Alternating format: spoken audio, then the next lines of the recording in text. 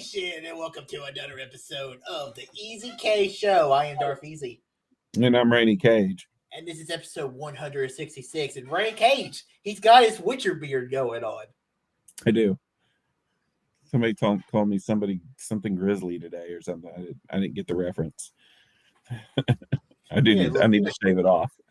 But I don't know. Usually you have it off by now. So. Yeah. All right, guys. So, like I said, this episode we are talking about The Witcher, the second season of the hit Netflix show, which came out literally over a month ago. It came out December 17th, but it came out the same day Spider-Man No Way Home came out. And but just with the end of the year, it's kind of hard to shove that episode. And in a couple weeks, we'll be talking about Cobra Kai season 4. So talk about some late TV at the but it gives us something easy to talk about. So we're gonna be talking about Witcher, but before we do that, we gotta watch the trailer. So let's sit back and let's watch the trailer. Some screen size here. Something has changed, girl. The world's acting strange these days.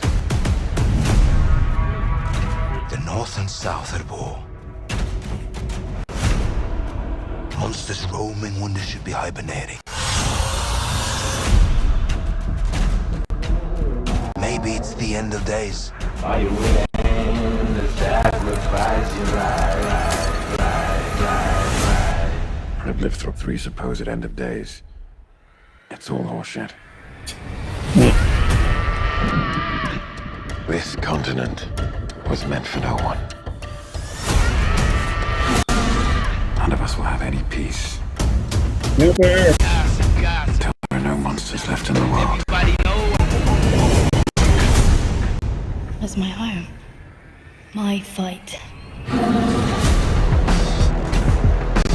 Your precious leader's after something. You're a pawn to get to it. Rebuild our forces. Strengthen our numbers. We are an empire. The war's just begun.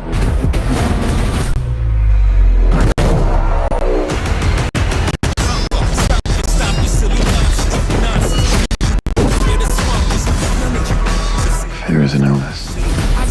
It can consume you. Our best chance is to face it. Are you ready for this? Sure.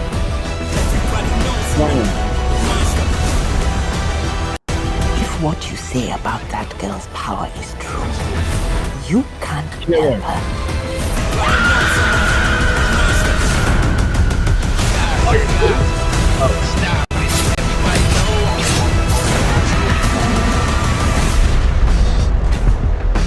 The man, the myth, the legend.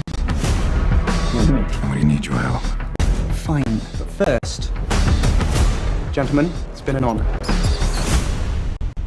What? I made new friends. Get over it. Jealous? Okay, that's the trailer. I'll be honest with you, I don't remember the trailer. I don't, because my philosophy of anything anymore is don't watch trailers unless I have to go to the movie theaters. Don't like the rap music with Witcher. I think I remember that when it came out. That was kind of like the same thing. I was like, I don't know about the rap music in our Witcher trailer. All right, so the second season of The Witcher, the first season, I thought it was okay. I wasn't like, because I know you were like, oh, Witcher, it was so good, and because I was kind of like, and I watched it, and the first season was kind of all over the place, and I thought the second season of The Witcher, I've told you this before, I've said it many times before, I've said it on my review of the show. I think the second season figured out what kind of show it was, because the first season was like, is this Lord of the Rings? Is this Game of Thrones? They didn't really know where the show was going. And I think this season they really figured out what kind of show it is. And I think it kind of stands on its own. It's not really, it's a little more Lord of the Rings mixed with a little more of the dark and grittiness of the of Game of Thrones. But I I had to say I love the season. I couldn't finish it quickly enough and that tells me when I watch a show so quickly, that tells me how much I really enjoyed the show. And yeah, I thought Witcher season 2 was awesome. Yeah, I really liked the first season, but this one I think is an improvement. They did away with the whole time shifting crap that was in the first one, where they were jumping around in time, which I hated that.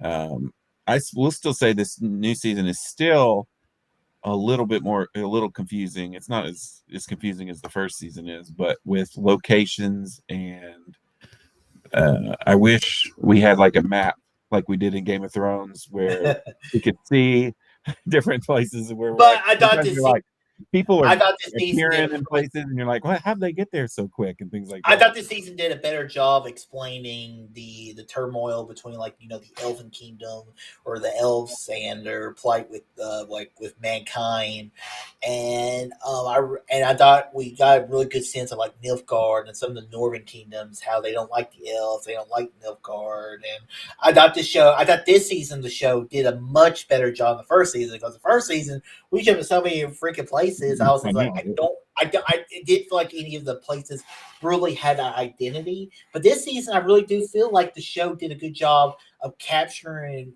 the lands we were in. So that's I give credit where credit's due, and I thought they did a good job in that part of the show.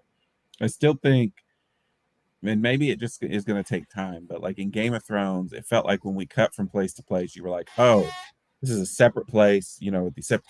And in this, it still feels like you said, like it's all kind of, I don't know. Sometimes you're lost. And to be honest with you, I'm not comparing this show as much to Game of Thrones, because this is a lot more of it's a smaller show than Game of Thrones. And when I say it's a smaller show, in the sense that Game of Thrones had about 500 million characters that we saw scenes with. In this show, there's 3 main characters. There's some side characters that have some important role, but really, it's about Geralt, it's about Ciri, it's about Yennefer. Those are your main characters. Triss is, I guess I would maybe throw her a bone. But other than that, I mean, that's really your main characters of the show, in my personal opinion. It's not like Game of Thrones. We didn't get enough Bard. Yeah, I forget about him. We need more Bard. But I think he's a good side character, supporting character, and they kind of set him up as the traitor. There, he's kind of a spy or something, because they said the Bard to that one evil king and the owl, and I can't remember. No, I don't remember that. No, I don't know. I like him. He's a good comic relief for the show. So one of my big positives of this season, which was a big negative for me the last season, was the character of Cirilla or Ciri. And the first season I just was like, I don't know about this one. And the second season, I really liked her journey as she's learning how to be a badass warrior, learn how to fight and everything. And as the Witchers are basically giving her the college, the fraternity, or the hazing and all that. I thought they did a good job with all that. Yeah, I agree. I agree. Ciri didn't really have much to do last time. She was just kind of running away most of the time. She was a damsel in distress, and I like how they kind of turned her into more like the kick-ass character. And the other character I really enjoyed the journey of was Yennefer. Yennefer's character, she loses her magic, and now she's on that Superman 2, the Spider-Man 2 journey, where she doesn't have power. Is she going to be okay with that, or is she going to try to get that power back? And I love how she gets her power back by slitting her wrists, and which was where her journey really began, where she tried to kill herself at the beginning, whenever we first see her, whenever she was that one character, whenever she was the deformed hunchback character. And I just thought that was such a cool moment. I like Yennefer. She's probably my favorite, but I like her a little more evil, like she was in the first season. This season, she kind of comes to the good side a little bit, and I don't know. I hope she's a very conflicted character, and I don't want her to I go. would call her evil. I think the word. I think the word for it is ambitious. Yeah. Well, I like her more. Not. I think it's more in the Dungeons and Dragons world. You would say chaotic good. So where she's good, but she'll go at any means necessary. The ends kind of justifies the means a little bit. How she's going to sacrifice Sorella to this demon character in order to get her power back. I'd like seeing a little bit of more of the world of The Witcher. I like seeing the fort. I love seeing Vesemir in there. I thought it was cool seeing that old grittier Witcher character. And I thought they did a good job with that character in the world. I thought my only biggest negative of that part of the show was anytime you see any other Witcher other than Geralt, they suck. They're okay. Like they're better than your average soldier, but they're not much better. Like Vesemir was cool. Yeah. But Geralt was just like it's like Goku. It's like comparing Goku and to Vegeta in the Majin Buu saga. It's not even really comparable. Vesemir, I liked him in his little animated movie, and in this one he was kind of older, and I don't know, I wouldn't say wiser, but he wasn't as cool in the show. But that was probably just because he was older, and by comparison to Geralt, I guess. But I will say, what's the black girl's name, the mage, I don't know the names. That's anyways, that scene where she poisons everybody and goes around the table and like stabbing them in their eyes and stuff. Oh, that was awesome. That was a great moment. That was like, to me, that was like a Game of Thrones type moment where I was like, holy shit. Yeah, but it's not Game of Thrones moment for me just because that wasn't Geralt, that wasn't Ciri. That's true. They weren't main characters. They were just disposable characters in armor. So it's like when you see the Red Wedding or in Game of Thrones, like I just spent 3 seasons with Robb Stark and Catelyn Stark and all these characters I've grown to love, and they're getting murdered. I guess some of these side characters. Maybe if we spend more time with them, because I have a feeling that we're going to be with this show for a while. Yeah, I mean, they said this is a 7-8 season show, and I was like, really? When I heard before the season, and I love how they set a lot of stuff up at the end of the season. They had that very, like when Game of Thrones was going on, you had that little whenever the last episode they set all these different storylines up. And it just felt very much the finale of this season really felt like Game of Thrones season 1, where you set up Robb Stark as the King of the North, and then you had like Daenerys, the dragons being born, and all these different storylines. I thought this season's finale, we set so many cool storylines. We have Ciri and Geralt; they all go off together. They're going to have to. There's the 4 horsemen of the apocalypse, the Wild Hunt. When they go into the alternate dimension, which I forget what it's called. It's, the only thing I can really think of is like the Upside Down or some kind of that weird alternate world. But when you see like the Wild Hunt and all these different stuff that's coming in the near future, and that's pretty cool to see. In the Northern kingdoms are going to go to war against the Elven Kingdom. The Elven Kingdom's going murdering because they killed the only elven, the first elven child ever born. Ciri's dad, who is king of Nilfgaard. Yeah, that was cool. I'm curious what happened to his mom. So the show has done such a good job of setting up potential storylines, and also the storylines with Tess and the main woman Maja character, and all those, and all the Brotherhood storyline, I mean, I think the show did a really good job this season. Yeah, I would say I feel like the budget, either they work better with their budget or they probably got a bigger budget, would be my guess. Because the felt, magic looked awesome. Like when Yeah. Geralt, like I don't remember Geralt really using magic that much in the first season, but whenever he's using like the invisible shields and I was like, that's cool. like, I don't choreography remember. was really cool. Like, I don't know. It just everything felt nice. It felt Yeah. high budget, which is what I like. Yeah. So yeah, I'm looking for, and then they set up. There's a spinoff coming away Yep. with what's her name? The girl from Crouching Tiger, Hidden Dragon, and Shang-Chi.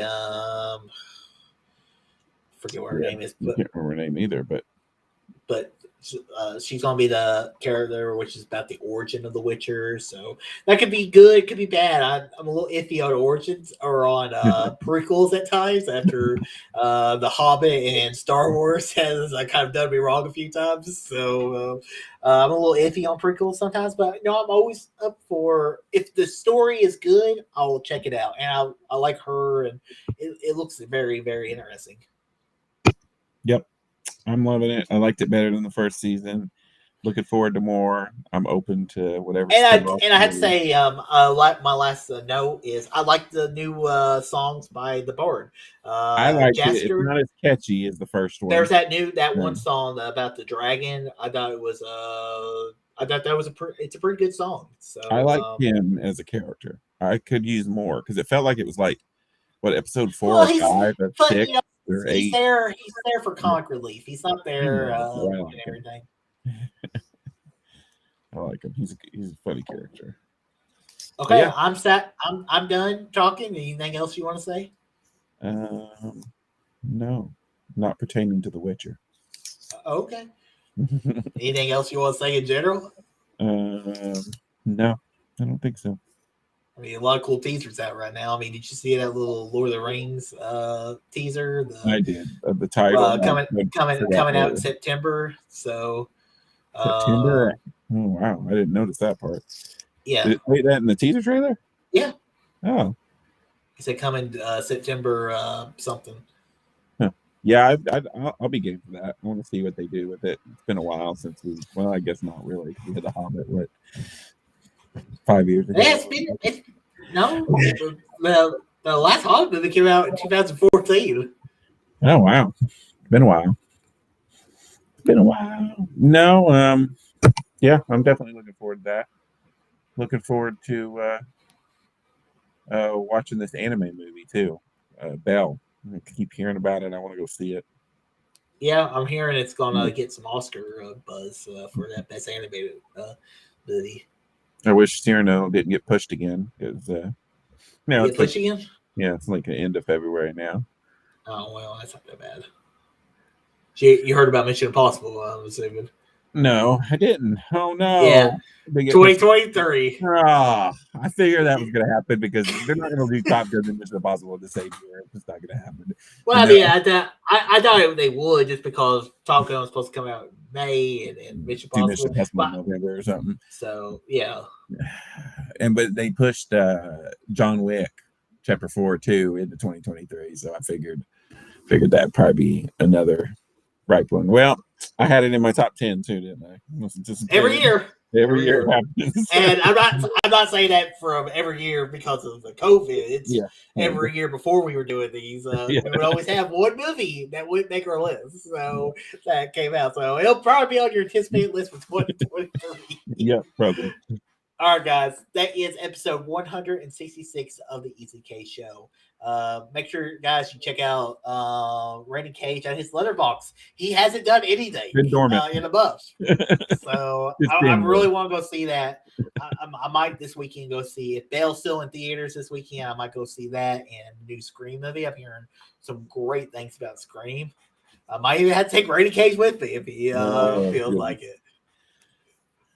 If it was Belle and Moonfall, you'd have me. Hell, no, I'm not seeing that. I don't care if it gets a 95%. There's no way it gets a 95%. It's not even going to get a 40%. It looks. Every time I watch that commercial, I get angry. It looks stupid. I can't wait. I think it looks like fun, but it's not going to be cinematic It's not Oscar worthy material or anything, but I think it's going to be dumb fun. All right, guys, make sure you check out my Darth Easy YouTube channel. I have a bunch of movie reviews out right now, a bunch of TV shows coming up. Just finished my first video game review in a very long time, the latest Pokemon game. So check that out. And also make sure to check out the ECK show here every weekend day or a Monday. We never know. We never know when the show's coming out. I never know when the show's coming out. So, all right, guys. Until next week. All too easy. Peace out.